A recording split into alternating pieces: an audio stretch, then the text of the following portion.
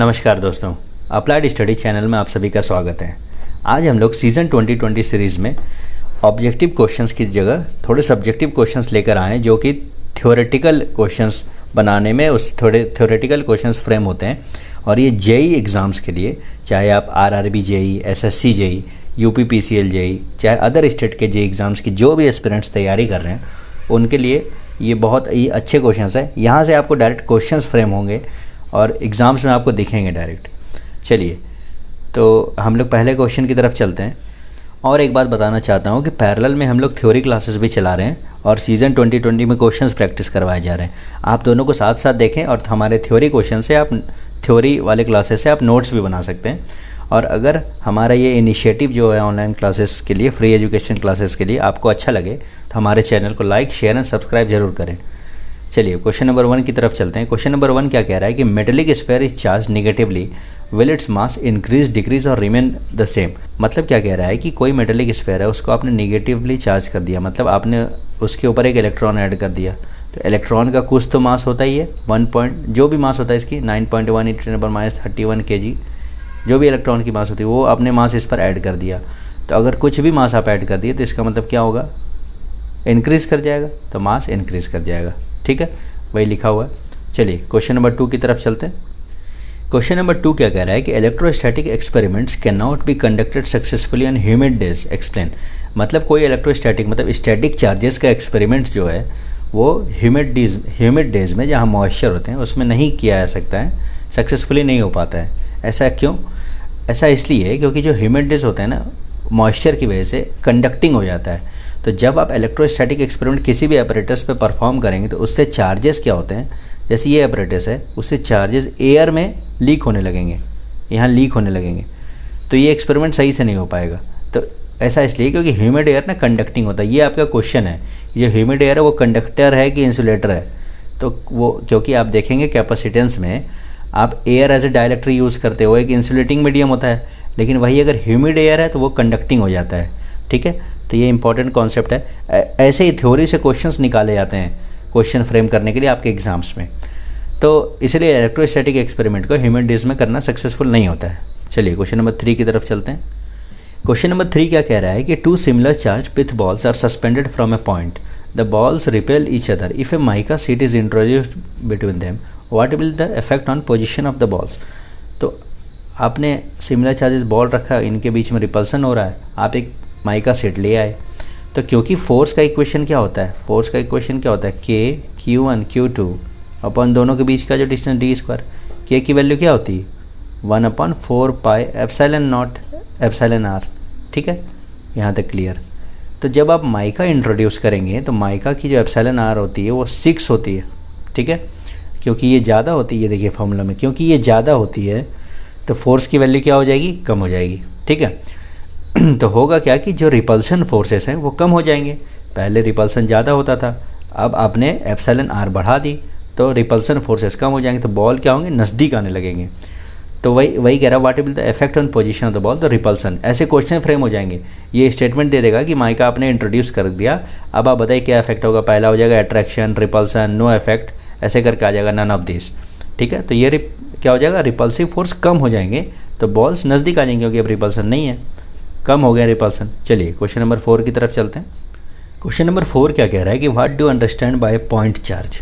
तो point charge का क्या मतलब होता है कि आप ऐसा मान लीजिए, कोई भी बॉडी है ना, कोई भी बॉडी के ऊपर आप कोई Q चार्ज रखते हैं, तो इसको हम एक पॉइंट चार्ज की तरह मान सकते हैं, जिसमें हम क्या कहते हैं कि पूरी बॉडी का चार्ज एक सेंटर पे कंसंट्रेट कर देते हैं Q, और फिर यहाँ से किसी पॉइंट पर हम निकालते हैं पोटेंशियल या जो भी निकालना हो, फोर्स निकालना हो। तो पॉइंट चार्ज का मतलब क्या हुआ कि वही उस बॉडी और जिसका पूरा चार्ज एक पॉइंट पर कंसंट्रेटेड है, तो उसको पॉइंट चार्ज कहते हैं। ठीक है, चलिए स्टेटमेंट देखिए क्या लिखा है कि charge bodies approximate 2 point charges if their size is small compare to distance between them. मतलब आपने 2 चार्ज रखे हैं, इनके बीच का डिस्टेंस इतना कम हो, ये बिल्कुल पास हो, तो फिर ये पॉइंट चार्जेस बनने लगते हैं, इनका चार्ज एक ही जगह कंसंट्रेट हो जाते हैं। ठीक है, चलिए क्वेश्चन नंबर 5 की तरफ चलते हैं। ये देखिए इंपॉर्टेंट क्वेश्चन है। क्वेश्चन नंबर 5 क्या कह रहा है कि what are the most significant differences between electrostatic forces and gravitational forces. तो सबसे पहले इक्वेशन लिख देता हूँ, जो इलेक्ट्रोस्टैटिक फोर्स होते हैं वो क्या होते हैं, के Q1 Q2 upon r square, Q1 Q2 के बीच का डिफरेंस है। वही आप जब ग्रेविटेशनल फोर्स की बात करेंगे तो वो बात करता है G M1 M2 upon r square. मतलब ये देखिए एनालॉगस हैं, ये दोनों एनालॉगस है एक दूसरे के।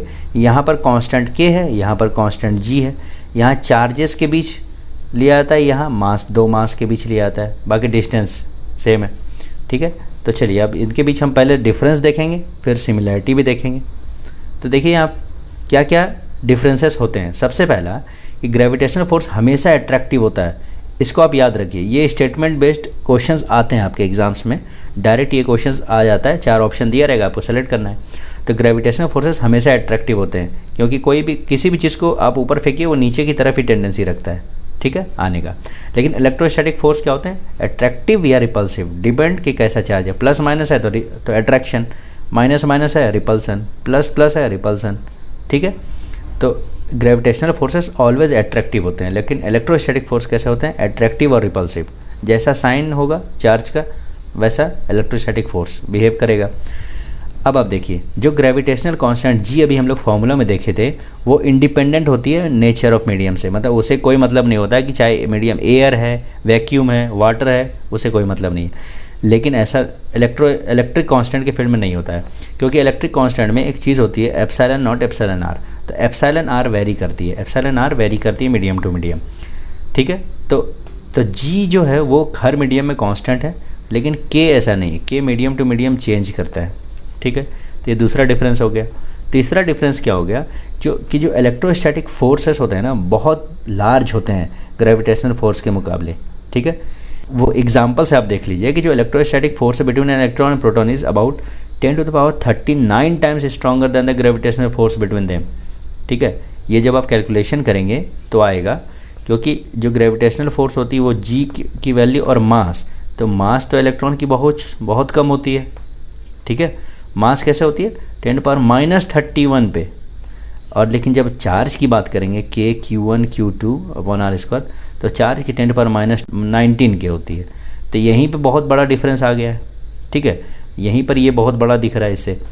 तो इलेक्ट्रोस्टैटिक फोर्स क्या होती है, बहुत स्ट्रांग होती है। तो हम लोगों ने 3 डिफरेंस देखा। सबसे पहला डिफरेंस क्या है कि ये ऑलवेज अट्रैक्टिव होता है, और लेकिन ये अट्रैक्टिव रिपल्सिव दोनों होता है। ये independent of nature of medium होता है, ये डिपेंड करता है नेचर ऑफ मीडियम से। इलेक्ट्रोस्टैटिक फोर्स एक्सट्रीमली लार्ज होते हैं as compare to gravitational forces. ठीक है, इसको आप पॉइंट मतलब याद रखिए, इसको ऐसे क्वेश्चंस आपको एग्जाम्स में मिलेंगे। चलिए अगले क्वेश्चन नंबर 6 की तरफ चलते हैं हम लोग। क्वेश्चन नंबर 6 सिमिलर नेचर का है, बट वहाँ पर हमने डिफरेंसेस देखे थे, अब यहाँ हम लोग सिमिलरिटीज़ देखेंगे। तो क्वेश्चन नंबर 6 कहता है कि what similarities do electrostatic forces have with gravitational forces. ठीक है, तो अब यहाँ सिमिलरिटीज़ देखेंगे। सबसे पहले सिमिलरिटी आपने वहाँ क्या देखी थी कि जो ग्रेविटेशनल फोर्स होते हैं वो भी inversely proportional to r square है, और इलेक्ट्रिक फोर्स भी inversely proportional to r square है। तो सबसे पहले सिमिलरिटी है कि दोनों इनवर्स स्क्वायर लॉ ओबे करते हैं। यहाँ तक क्लियर? ठीक है, फिर अगली सिमिलरिटी क्या है कि दोनों के दोनों सेंट्रल फोर्सेस हैं। मतलब जैसे ये आप मास ले लीजिए, इन दोनों के सेंटर से जो लाइन ज्वाइन की इधर एक्ट करता है ग्रेविटेशनल फोर्स, और ऐसे ही चार्ज का भी वही है। चार्ज का आप सेंटर ले लीजिए, एकदम जो लाइन ज्वाइनिंग सेंटर उसके अलॉन्ग एक्ट करेगा जो इलेक्ट्रोस्टैटिक फोर्स है। ठीक है, और ये कंजर्वेटिव ऑफ नेचर होते हैं। मतलब इनको पाथ से कोई मतलब नहीं कि आप यहाँ से लेकर गए चाहे यहाँ से लेकर गए, कोई मतलब नहीं है। ये बस इनिशियल पॉइंट और फाइनल पॉइंट को देखते हैं। ठीक है, और जैसे कि ग्रेविटेशनल फोर्स में क्या होता है कि मास का इंट्रैक्शन होता है, वैसे ही इलेक्ट्रोस्टैटिक फोर्स में क्या होता है, चार्ज का इंट्रैक्शन होता है। तो दोनों में इंटरेक्टिंग प्रॉपर्टीज़ भी हैं। तो ये सिमिलरिटीज़ हम लोग देखें, चलिए इसको फिर से देख लेते हैं। सबसे पहला कि ये इनवर्स स्क्वायर लॉ ओबे करते हैं, inversely proportional to r square. दूसरा, दोनों सेंट्रल फोर्सेस होते हैं। अभी आपने देखा था कि इसमें M1 M2, उसमें Q1 Q2। दोनों कंजर्वेटिव होते हैं, मतलब इन्हें कोई मतलब नहीं होता आप किस रास्ते से जा रहे हैं, बस इनिशियल और फाइनल पॉइंट से मतलब होता है। और दोनों में इंट्रैक्शन होता है किसी न किसी चीज़ का, जैसे उसमें मास का होता है ग्रेविटेशनल फोर्स में, और इलेक्ट्रोस्टैटिक फोर्स में चार्जेस का होता है। ठीक है, चलिए क्वेश्चन नंबर 7 की तरफ चलते हैं हम लोग। क्वेश्चन नंबर 7 क्या कह रहा है कि if Q1 Q2 greater than 0 what can be say about the nature of force. तो दो चार्जेस का प्रोडक्ट पॉजिटिव कब हो, ग्रेटर देन 0 का मतलब पॉजिटिव, तो या तो दोनों पॉजिटिव हो जाए या तो दोनों नेगेटिव हो जाए, तभी तो उसका मल्टीप्लिकेशन पॉजिटिव आएगा। ठीक है, तो नेचर क्या होंगे फोर्स के हमेशा रिपल्सिव होंगे, पॉजिटिव पॉजिटिव तो भी रिपल्सिव, नेगेटिव नेगेटिव तो भी रिपल्सिव, तो रिपल्सन होगा। ठीक है, चलिए क्वेश्चन नंबर 8 की तरफ चलते हैं। क्वेश्चन नंबर 8 क्या कहता है, can the relative permittivity epsilon r of a medium be less than 1। तो ऐसा नहीं होगा। एयर या वैक्यूम की रिलेटिव परमिटिविटी सबसे मिनिमम है 1, और हर मीडियम का, चाहे कोई भी मीडियम ले लीजिए, उसकी एप्सिलॉन आर जो रिलेटिव परमिटिविटी है वो ऑलवेज ग्रेटर देन 1 होगी। इस बात को आप ध्यान रखिए, ऑलवेज। ठीक है, केवल एयर की एप्सिलॉन आर इक्वल टू 1 होती है। ठीक है, तो इसका आंसर हो जाएगा नो। चलिए क्वेश्चन नंबर 9 की तरफ चलते हैं। क्वेश्चन नंबर 9 क्या कहता है, what will be the charge in coulomb on A, ये कोई भी एटम दे रखा है, N7 और 14 का क्या मतलब हुआ कि ये जो है ना, ये आपको दिखाता है कि नंबर ऑफ प्रोटॉन्स कितने हो गए, 7। ठीक है, और इसमें प्रोटॉन भी 7 हो गए। ठीक है, और 14 - 7 न्यूट्रॉन भी 7 हो गए और इलेक्ट्रॉन भी 7 हो गए। चलिए क्वेश्चन नंबर 9 देखते हैं। क्वेश्चन नंबर 9 क्या कह रहा है कि what will be the charge in coulomb on A N7, ये दे रखा है एटम न्यूक्लियस। तो इसका मतलब क्या होता है, ये जो आपका ये तो मास नंबर है ए, और ये क्या है, एटॉमिक नंबर है, एटॉमिक नंबर। तो चार्ज न्यूक्लियस में कितने चार्ज है, तो न्यूक्लियस में क्या होता है, प्रोटॉन और न्यूट्रॉन। तो न्यूट्रॉन पर तो चार्ज नहीं होते, प्रोटॉन पर पॉजिटिव चार्ज होते हैं। तो न्यूक्लियस अब कितने प्रोटॉन है, 7 प्रोटॉन है। तो 7 प्रोटॉन, प्रोटॉन पे चार्ज कितने होते हैं, 1.6 × 10⁻19। ये आपका कैलकुलेशन कर लीजिए, ये आंसर आ जाएगा। ठीक है, बस यहाँ से आपको निकालना है कि न्यूक्लियस में कितने प्रोटॉन्स हैं, इस हिसाब से 7n14 के हिसाब से कितने प्रोटॉन्स हैं। तो बता दूं कि ये जो नीचे दिया हुआ होता है, ये इलेक्ट्रॉन और प्रोटॉन बराबर होते हैं, क्योंकि कोई भी एटम है वो इलेक्ट्रिकली न्यूट्रल होता है, जितने नंबर ऑफ इलेक्ट्रॉन्स उतने ही नंबर ऑफ प्रोटॉन्स। तो 7 इलेक्ट्रॉन भी होंगे, 7 प्रोटॉन भी होंगे। और 14 क्या होते हैं, 14 क्या है कि प्रोटॉन और न्यूट्रॉन इनका सम है। तो प्रोटॉन यहाँ पे 7 है, तो न्यूट्रॉन कितने, न्यूट्रॉन भी 7 है। ठीक है, तो ऐसे कैलकुलेशन कर लेते। अगर ये 15 होता तो अलग अलग आ जाता, न्यूट्रॉन 8 आ जाते। तो ठीक है, जब आपको प्रोटॉन्स पता है तो उतने फिर चार्ज से मल्टीप्लाई कर दीजिए, तो टोटल चार्ज न्यूक्लियस पर निकल जाएगा।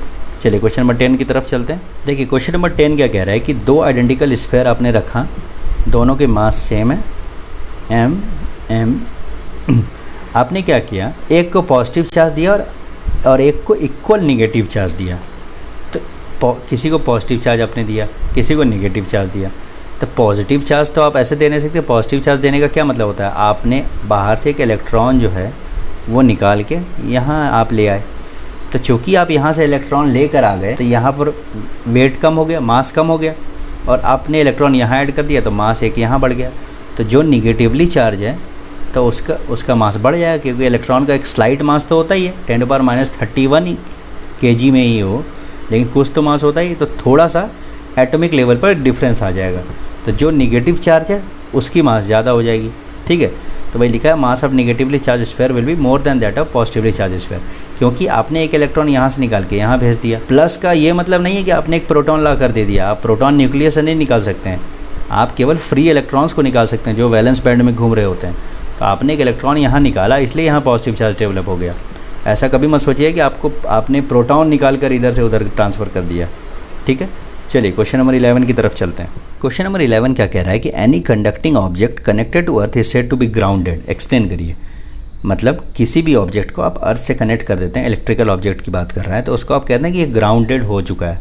ऐसा क्यों, क्योंकि अर्थ, देखिए अर्थ की इतनी बड़ी साइज़ है कि अगर कोई इलेक्ट्रॉन डिस्चार्ज भी होता है ना, तो अर्थ में कोई पोटेंशियल डिफरेंस नहीं होता। उस इतनी इन्फिनिटी, आप समझिए इन्फिनाइट पोटेंशियल है कि उसमें आप कोई इलेक्ट्रॉन डिस्चार्ज भी कर दीजिए कुछ, तो उससे कोई फ़र्क नहीं पड़ता। ठीक है, वो कांस्टेंट पोटेंशियल पर ही रहता है। तो इसीलिए जब आप किसी बैटरी का एक साइड कहते हैं कि बैटरी 5 वोल्ट की है, मतलब आप एक साइड 5 वोल्ट के, तो दूसरे साइड आप 0 लेते हैं, तभी तो डिफरेंस ये हुआ। तो ये हमारा रेफरेंस है। तो रेफरेंस हम लोग 0 पे किसको रखते हैं, अर्थ पर, इसीलिए रखा जाता है, क्योंकि हम अर्थ को मानते हैं कि कांस्टेंट पोटेंशियल है, इसका पोटेंशियल कुछ कभी भी नहीं बदल सकता है। तो हम क्या करते हैं कि इसको 0 रेफरेंस मान लेते हैं, उसके कंपैरिजन में हम कहीं पर भी वोल्टेज बताते हैं। ठीक है, तो अर्थ क्योंकि बहुत बड़ा सोर्स है और सिंक है इलेक्ट्रॉन्स का, आप कितना भी डिस्चार्ज करिए वो एक्सेप्ट कर लेता है। ठीक है, तो इसीलिए किसी भी चीज़ को आप देखें हमेशा ग्राउंडिंग की जाती है। ताकि करंट न लगे। जो जितने भी इलेक्ट्रॉन्स या मतलब चार्ज ऐसे डिस्चार्ज हो रहे हैं, जितने जो करंट फ्लो हो रहा है वो ग्राउंड हो जाए, अर्थ हो जाए। ठीक है, तो देखिए स्टेटमेंट क्या लिखा हुआ है कि because earth is a very big source of electrons और sink its potential remains constant whether electrons are given to it और remove from it. For this reason the electric potential of earth is assumed zero. तो वही मैंने आपको बताया कि इतना बड़ा वो सोर्स और सिंक की तरह काम करता है कि अर्थ को कोई फ़र्क नहीं पड़ता, आप उसमें कितना भी डिस्चार्ज कर दीजिए। चलिए क्वेश्चन नंबर 12 की तरफ चलते हैं हम लोग। क्वेश्चन नंबर 12 क्या कह रहा है कि vehicles carrying inflammable materials usually have chains that hang down and drag on the ground, why. तो ये क्या कह रहा है कि व्हीकल्स में कुछ इनफ्लेमेबल मटेरियल्स हैं जो ज्वलनशील होते हैं, उन तो ऐसे व्हीकल्स में कुछ चेन होते हैं जो नीचे ग्राउंड को टच करते रहते हैं। ऐसा क्यों? ऐसा इसलिए क्योंकि देखिए जब व्हीकल मोशन में होती है तो उसके टायर हमेशा रोड के अगेंस्ट रब करते रहते हैं, और जब भी फ्रिक्शन होगा, कोई चीज़ रबिंग करती है तो वहाँ चार्ज डेवलप होता है, और धीरे धीरे क्योंकि गाड़ी तेज़ी से चलती है, व्हीकल तेज़ी से चलती है, तो बहुत सारे चार्जेस एक्यूमुलेट हो जाते हैं। तो उसको अर्थ करने के लिए अभी हमने पढ़ा था कि अर्थ को ज़ीरो पोटेंशियल पर मानते हैं, आप कितना भी उसमें चार्ज को डिस्चार्ज कर दीजिए, तो जब बहुत सारे एक्सेसिव चार्जेस एक्यूमुलेट हो जाएंगे तो आपके व्हीकल में आग लग सकती है। तो उसको डिस्चार्ज करने के लिए चेन को हैंग डाउन कर दिया जाता है। तो चूंकि एक्सेसिव चार्जेस को डिस्चार्ज करना ज़रूरी होता है, नहीं तो फायर कैच कर लेगा व्हीकल में, तो इसीलिए हम लोग क्या करते हैं, चेन को हैंग डाउन करते रहते हैं, जो कि अर्थ से जुड़ा होता है, वो सारे चार्जेस को अर्थ पे डिस्चार्ज कर देता है। ठीक है, और फिर फायर डेंजर से हमें बचा लेता है। चलिए क्वेश्चन नंबर 13 की तरफ चलते हैं हम लोग। क्वेश्चन नंबर 13 क्या कह रहा है कि you can not disturb the electrical neutrality of ordinary matter very much, explain करिए। मतलब कोई भी मैटर हम लोग समझते हैं कि जानते हैं इलेक्ट्रिकली न्यूट्रल होता है, मतलब जितने इलेक्ट्रॉन्स हैं उतने प्रोटॉन्स होते हैं, तो नेट चार्ज उस पर क्या होती है, ज़ीरो होती है, तो आप इसको आसानी से डिस्टर्ब नहीं कर सकते। अब आप देखिए जब ऑर्डिनरी कंडीशंस होता है तो इलेक्ट्रिकली न्यूट्रल होती है किसी कोई भी बॉडी। जब आप उससे इलेक्ट्रॉन निकाल लेते हैं, तो आपने कहीं से इलेक्ट्रॉन निकाला तो वहाँ पर पॉजिटिव चार्ज डेवलप हो गया, और आपने उस इलेक्ट्रॉन को कहीं ऐड कर दिया तो वहाँ निगेटिव चार्ज डेवलप हो गया, तो इलेक्ट्रिकल न्यूट्रलिटी डिस्टर्ब हो गई। अब आप क्या करते हैं, अब आप सोचते हैं कि हम जैसे देखिए ये न्यूक्लियस है, ठीक है, ये वैलेंस इलेक्ट्रॉन है, ये उसके बाहर का वैलेंस इलेक्ट्रॉन है, ये उसके बाहर का वैलेंस इलेक्ट्रॉन है। तो सबसे पहले तो ये वाला वैलेंस इलेक्ट्रॉन निकल जाता है, सबसे पहले तो ये बाहर वाला, सबसे पहले ये बाहर वाला वैलेंस इलेक्ट्रॉन निकल जाएगा। ठीक है, तो जैसे ही आप इसको निकालेंगे तो एक पॉजिटिव चार्ज डेवलप हो जाता है, और न्यूक्लियस क्या करता है, जो इसके सबसे नज़दीक इलेक्ट्रॉन है उसको उस पर अट्रैक्शन फोर्स तो लगेगा, निगेटिव पॉजिटिव चार्ज है, अट्रैक्शन फोर्स ऑफ अट्रैक्शन ही तो लगेगा। तो जो इलेक्ट्रॉन जितना नज़दीक होता है न्यूक्लियस पर उतना हैवी अट्रैक्शन लगा रहता है। आप बाहर वाले इलेक्ट्रॉन को आप आसानी से निकाल सकते हैं, लेकिन उस इलेक्ट्रॉन को निकालना बहुत मुश्किल होता है जो न्यूक्लियस के बिल्कुल पास हो। तो आप ये इलेक्ट्रॉन निकालते चले गए, पॉजिटिव चार्ज डेवलप होता गया, और भी हैं बहुत सारे इसमें वैलेंस बैंड मान के चलिए, तो फिर बहुत दिक्कत हो जाएगी, बहुत ज़्यादा आपको फोर्स लगाना पड़ेगा उन वैलेंस इलेक्ट्रॉन्स को निकालने के लिए, जो न्यूक्लियस के करीब है। ठीक है, तो इसीलिए आप ऐसा नहीं कर सकते कि आप इलेक्ट्रिकल न्यूट्रलिटी डिस्टर्ब किए जा रहे हैं, उसकी भी कुछ लिमिट होती है। ठीक है, तो आप वेरी मच डिस्टर्ब नहीं कर सकते, कुछ लिमिट तक ही डिस्टर्ब कर सकते। आप वैलेंस बैंड से 1 2 3 4 इलेक्ट्रॉन निकाल लीजिए, उतना ही सफिशिएंट है। ठीक है, आई होप कि आप लोगों को ये क्वेश्चन समझ में आया हो। चलिए हम लोग अगले क्वेश्चन नंबर 14 की तरफ चलते हैं। चलिए क्वेश्चन नंबर 14 क्या कहता है कि although ordinary rubber is an insulator, the rubber tyres of aircraft are made slightly conducting. कहता है कि जो रबर होता है वो तो इंसुलेटर होता है, लेकिन जो एयरक्राफ्ट यानी एरोप्लेन और ये सब के रबर टायर होते हैं वो स्लाइटली कंडक्टिंग क्यों बनाए जाते हैं। तो आप ये जानते होंगे जब फ्लाइट लैंड करती है या तो टेक ऑफ करती है, तो जब लैंड करती है उसके बाद बहुत स्पीड से कुछ समय तक चलती है, और टेक ऑफ करने से पहले भी कुछ देर तक बहुत स्पीड से चलती है, तो उसके व्हील में जो फ्रिक्शन डेवलप होता है वो बहुत ज़्यादा डेवलप होता है। अगर हम थोड़ा सा भी कंडक्टिंग नहीं बनाएंगे तो क्या हो जाएगा, वियर एंड टेयर हो जाएगा, आग लग जाएगी। तो जो इतने हेवी चार्जेस यहाँ प्रोड्यूस होते हैं उसको डिस्चार्ज करने के लिए इसको स्लाइटली कंडक्टिंग बनाया जाता है। ठीक है, क्योंकि ये स्लाइटली कंडक्टिंग है तो जितने चार्ज है वो अर्थ में फ्लो करे जाते हैं। ठीक है, तो फिर आग नहीं लगता। वरना आप देखिए कि इतना ज़्यादा फ्रिक्शन होगा, ये बहुत स्पीड से चलता है, तो इतना ज़्यादा फ्रिक्शन होगा कि चक्के में आग लग जाएगा। तो उसको डिस्चार्ज करने के लिए स्लाइटली कंडक्टिंग बनाया जाता है ताकि जितने चार्जेस हैं ये चक्के के थ्रू अर्थ में डिस्चार्ज हो जाए। ठीक है, आई होप कि ये आंसर आप लोगों को क्लियर होगा। चलिए क्वेश्चन नंबर 15 की तरफ चलते हैं। क्वेश्चन नंबर 15 क्या कह रहा है कि इज कूलम अ बिग और स्मॉल यूनिट ऑफ चार्ज। इस क्वेश्चन को मैंने थ्योरी क्लास में वेरी वेल एक्सप्लेन किया है। इस क्वेश्चन को मैंने थ्योरी क्लासेस में वेरी वेल एक्सप्लेन किया है कि कूलम जो है वो बहुत बड़ा यूनिट है चार्ज का। हम लोग मिली कूलम, माइक्रो कूलम की बात करते हैं। तो चलिए इसमें देख लेते हैं। फोर्स का इक्वेशन क्या होता है, 9 × 10⁹ Q1 Q2 upon d square. आप Q1 Q2 को 1 कूलम मान लीजिए, डिस्टेंस 1 मीटर मान लीजिए, मतलब आपने 1 कूलम का चार्ज यहाँ रखा और ठीक इससे 1 मीटर दूरी पे आपने 1 कूलम का चार्ज और रख दिया। तो चूंकि ये कूलम के चार्जेस हैं तो इस पर फोर्स कितने लग रहे हैं, आप देखिए कूलम के चार्जेस हैं, इस पर फोर्स कितना लग रहा है, 9 × 10⁹ न्यूटन, 10⁹ न्यूटन। सोचिए कितना बड़ा फोर्स हुआ। ठीक है, तो इस मैग्नीट्यूड ऑफ फोर्स से अंदाज़ा आप लगा सकते हैं कि कूलम कितना बड़ा चार्ज है। ठीक है, तो कूलम जो है काफ़ी बिग यूनिट ऑफ चार्ज है, इसलिए हम लोग मिली कूलम और माइक्रो कूलम, नैनो कूलम, मिली, माइक्रो, नैनो, इस यूनिट में बात करते हैं कूलम्स की। ठीक है, चलिए क्वेश्चन नंबर 16 की तरफ चलते हैं। क्वेश्चन नंबर 16 क्या कह रहा है कि compare electric charge and mass. तो सबसे पहली बात कि चार्ज पॉजिटिव निगेटिव दोनों हो सकती है, लेकिन मास कैसा हो सकता है, ऑलवेज पॉजिटिव हो सकता है। ठीक है, अच्छा स्पीड पर इलेक्ट्रिक चार्ज डिपेंड नहीं करता है, इंडिपेंडेंट ऑफ द बॉडी होता है, लेकिन मास जो है स्पीड पर डिपेंड करती है। ठीक है, इलेक्ट्रिक चार्ज क्वांटाइज होते हैं। क्वांटाइज मतलब क्या कि आप इसे इंटीग्रल वैल्यू दे सकते हैं ±NE, लेकिन क्वांटाइजेशन ऑफ मास का कुछ पता नहीं है और अभी तक तो कुछ क्वांटाइजेशन पे कोई भी साइंटिफिक डेवलपमेंट या रिसर्च नहीं है। तो हम लोग मान के चलते हैं कि मास का कोई क्वांटाइजेशन नहीं है, मतलब आप मेज़र कर भी सकते हैं कि आप 22.6 kg के हैं, आप 60.4 kg के हैं। ठीक है, ऐसा मतलब इसको डेसिमल में ले सकते हैं, लेकिन चार्ज को, इलेक्ट्रिक चार्ज को नहीं लिया जाता है। ठीक है, तो ये कंपैरिजन था हमारा कि जो इलेक्ट्रिक चार्ज है वो पॉजिटिव नेगेटिव दोनों हो सकता है, लेकिन मास हमेशा पॉजिटिव होता है। ठीक है, और जो इलेक्ट्रिक चार्ज है वो बॉडी के स्पीड से इंडिपेंडेंट होती है। बॉडी कितनी भी तेज़ी से जाए, इलेक्ट्रिक चार्ज उतने का उतना ही होगा।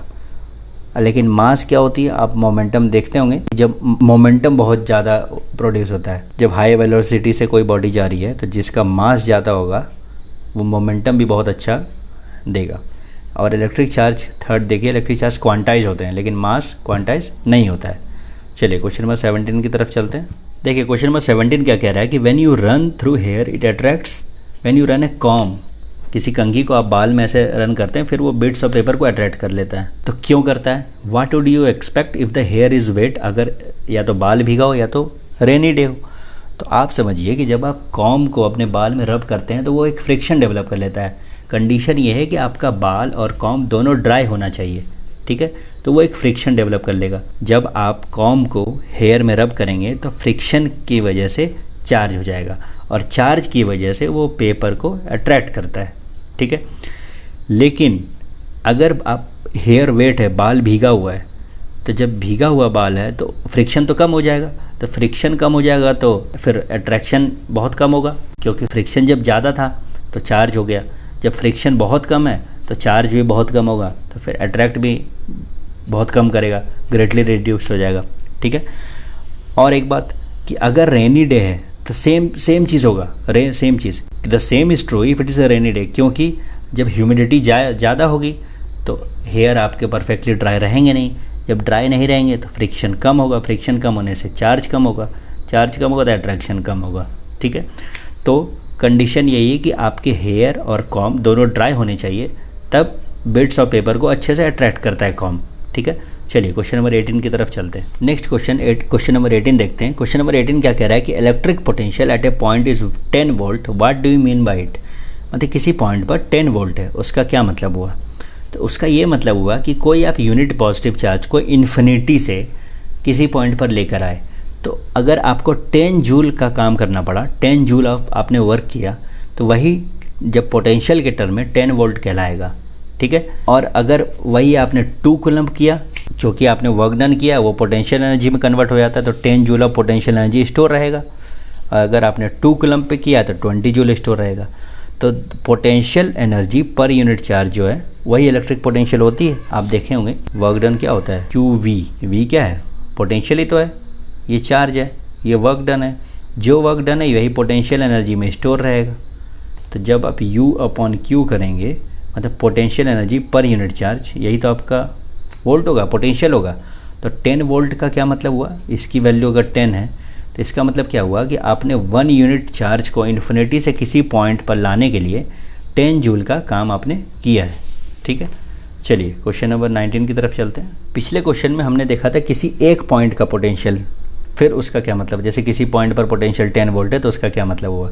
अब क्वेश्चन नंबर 19 में हम लोग देखेंगे कि 2 पॉइंट हैं, उनके बीच का पोटेंशियल डिफरेंस 20 वोल्ट है, VAB 20 वोल्ट है। इसका क्या मतलब है, इसका ये मतलब हुआ जब आप किसी एक पॉइंट की बात करते हैं तो हम इन्फिनिटी से कंसिडर करते हैं कि चार्ज को आप वहाँ ला रहे हैं, लेकिन आप 2 पॉइंट की बात कर रहे हैं तो हम उस 2 पॉइंट के बीच चार्ज का मूवमेंट की बात करेंगे कि आप 1 कूलम्ब चार्ज को लो पोटेंशियल से हाई पोटेंशियल की तरफ ले आने में जो वर्क डन करते हैं वही 20 वोल्ट के बराबर रहेगा। मतलब जो वर्क डन होगा तो आपको 20 जूल वर्क करना पड़ेगा 1 कूलम्ब चार्ज को B से A तक ले जाने के लिए। ठीक है, चलिए इसको एक बार और समझते हैं। आपका ये पॉइंट हुआ A, आपका ये पॉइंट हुआ B। आप किसी चार्ज को Q को यहाँ से A तक ले गए और आपको 20 जूल काम करना पड़ा, ये चार्ज की वैल्यू 1 कूलम्ब है, तो इसके बीच का पोटेंशियल डिफरेंस कितना हो जाएगा, 20 वोल्ट। ठीक है, तो यही मतलब हुआ कि जब पोटेंशियल डिफरेंस किसी एक पॉइंट पे बात करेंगे तो हम चार्ज को इन्फिनिटी से वहाँ लाने के लिए कंसिडरेशन करेंगे, लेकिन जब 2 पॉइंट के बीच बात करेंगे तो उसी 2 पॉइंट के बीच चार्ज के मूवमेंट की बात करेंगे। और अगर आप लो पोटेंशियल से हाई पोटेंशियल ले आ रहे हैं तो आपको वर्क डन करना पड़ रहा है, लेकिन वही चीज़ अगर आप हाई पोटेंशियल से लो पोटेंशियल की तरफ ले आते तो एनर्जी रिलीज़ होती, आपको वर्क डन, आपको एनर्जी देना नहीं पड़ता, एनर्जी रिलीज़ होती। ठीक है, चलिए क्वेश्चन नंबर 20 जो हमारा लास्ट क्वेश्चन है इस सीरीज़ का, उस पर चलते हैं। चलिए लास्ट क्वेश्चन 20 क्या कह रहा है कि will there be any effect on the potential at a point if the medium around the point is changed. मतलब क्या पोटेंशियल पर कोई चेंज होगा अगर आप मीडियम बदल देते हैं, एयर की जगह कुछ और रिप्लेस कर देते हैं। तो क्योंकि पोटेंशियल का फॉर्मूला क्या होता है, KQ/R, जहाँ K है, K की वैल्यू होती है 1/4 pi epsilon not epsilon R। तो K तो मीडियम पर डिपेंड करता है, हमने देखा भी था पीछे। तो एप्सिलॉन R क्योंकि जैसे ही बदल जाएगा तो K बदल जाएगा, K बदल जाएगा तो पोटेंशियल बदल जाएगा। तो इसका आंसर क्या होगा, हाँ इफेक्ट होगा, पोटेंशियल बदल जाएगा डिपेंडिंग अपॉन कि मीडियम क्या होता है, एप्सिलॉन R की वैल्यू क्या होती है। ठीक है, तो आशा करता हूँ आप लोगों को ये हमारा 20 क्वेश्चन जो सीज़न 2020 हम लोग चला रहे हैं ये अच्छा लगा हो, और पैरेलल में आप थ्योरी भी पढ़ें और यहाँ पर आकर क्वेश्चंस भी सॉल्व करें। हमारा ये इनिशिएटिव अगर आपको अच्छा लगता हो तो हमारे चैनल को आप लाइक, शेयर और सब्सक्राइब करें। आगे हम लोग AE के लिए भी सीरीज़ लाएंगे। तो चलिए मिलते हैं फिर अगले वीडियो में। Thank you.